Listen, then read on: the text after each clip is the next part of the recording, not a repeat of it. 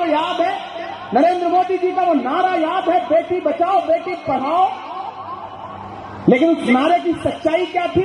हाथरस में जब दलित बिटिया के साथ बलात्कार हुआ और उसकी मौत हुई तो रात के 2 बजे उसकी लाश को जला दिया गया बिना परिवार वालों की मर्जी के। बिल्किस बानो के बलात्कारियों को जेल से छोड़ करके माला पहनाई गई। ये है इनका बेटी बचाओ बेटी पढ़ाओ। उन्नाव में एक बिटिया के साथ बलात्कार करने वाला इनका भाजपा का विधायक जेल में है। सोनभद्र में इनका एक विधायक बलात्कार के आरोप में 25 साल की सजा काट रहा है। और तो और ओलंपिक पदक लाने वाली बेटियां जब प्रधानमंत्री की चौखट पर अपना मेडल लेकर के गई और ये कहा कि हमारे साथ खड़े होइए, हम बेटियां इंसाफ मांगती हैं, तो जंतर मंतर पर उन्हीं बेटियों को पुलिस ने घसीटा है। उसके विजुअल हमारी आंखों के सामने।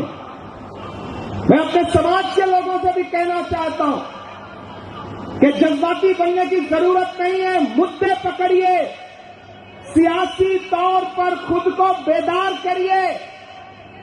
कांग्रेस क्या कह रही है कि हमारी सरकार आते ही हर गरीब औरत को, हर गरीब महिला को 1 लाख रुपए दिए जाएंगे। कांग्रेस ये नहीं कह रही हो महिला हिंदू हो, मुसलमान हो, सिख हो, ईसाई हो, दलित हो, बौद्ध हो, कोई मतलब नहीं। वो महिला भारत की नागरिक है और गरीब है तो हर साल उसके अकाउंट में 1 लाख रुपए डायरेक्ट दिए जाएंगे। ये कौन कह रहा है? राहुल गांधी कह रहे हैं। तो उसका फायदा किसे मिलेगा? हमारी आपकी भी बहन बेटियों को मिलेगा जो गरीब है। यहां नई नस्लें खड़ी हैं। कांग्रेस पार्टी कह रही है कि हमारी सरकार बनते ही 30 लाख नौकरियां तुरंत, और 25 साल के वो नौजवान जो डिप्लोमा लेकर के घूम रहे हैं उनके पास नौकरी नहीं है, उनको नौकरी मिलने तक 1 लाख रुपए का बेरोजगारी भत्ता दिया जाएगा डायरेक्ट आपके अकाउंट में। मुद्दों पे लड़ो इस चुनाव को। भाजपा तो चाहती है कि मंदिर मस्जिद हिंदू मुसलमान, नहीं, हम मुद्दों पर लड़ेंगे इस चुनाव को। मैं देश की पार्लियामेंट में बैठता हूं, मैंने कहा ना आपकी दुआओं ने मुझे महज 34 साल की उम्र में देश की सबसे बड़ी पंचायत में बिठाया। मैंने वहां बैठ के देखा है, ये महसूस किया है कि हिंदुस्तान की सियासत एक अलग करवट ले रही है। मेरे अपनों, उस शेप के साथ, उस बेदारी के साथ, उस करवट के साथ बदलना पड़ेगा।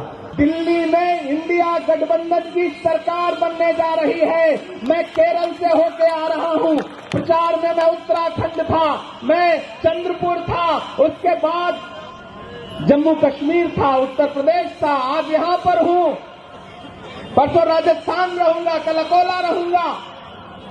मैं पूरे मुल्क का मूड आपको बता रहा हूं, पूरे मुल्क का माहौल बता रहा हूं कि मीडिया में भाजपा जीत रही है और जमीन पर इंडिया अलायंस जीत रहा है, कोई दो राय नहीं है। प्रधानमंत्री, पहले देश का इलेक्शन हो चुका है, प्रधानमंत्री जी का चेहरा उतरा है, अमित शाह जी की जबान लड़खड़ा रही है, लेकिन राहुल गांधी दहाड़ के बोल रहे हैं, तेजस्वी यादव दहाड़ के बोल रहा है, अखिलेश यादव जोर शोर से बोल रहे हैं, उद्धव ठाकरे जोर शोर से बोल रहे हैं, नाना पटोले जोर शोर से बोल रहे हैं, और इमरान प्रतापगढ़ी तो आपके सामने दहाड़ ही रहा है, आप देख रहे हो। तो इस इलेक्शन में भाजपा के लिए कुछ भी नहीं है।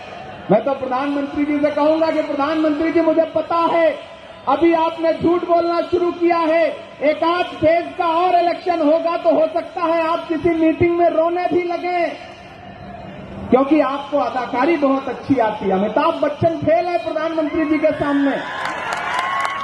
एक्टिंग तो भाई कमाल का करते हैं वो। एक दिन पार्लियामेंट में रोहित वेमुला को याद करके भावुक हो गए, ऐसा लगा जैसे आंसू निकल आएंगे। मुझसे मीडिया के एक साथी ने कहा कि इमरान साहब, आज तो प्रधानमंत्री जी भावुक हो गए थे, आप क्या कहेंगे? मैंने कहा भाई मैं क्या कहूंगा, मुझे तो एक शेर याद आ रहा है कि वो अब तिजारती पहलू निकाल लेता है, मैं कुछ कहूं तो तराजू निकाल लेता है, मैं इसलिए भी तेरे फन की कद्र करता हूं तो झूठ बोल के आंसू निकाल लेता है।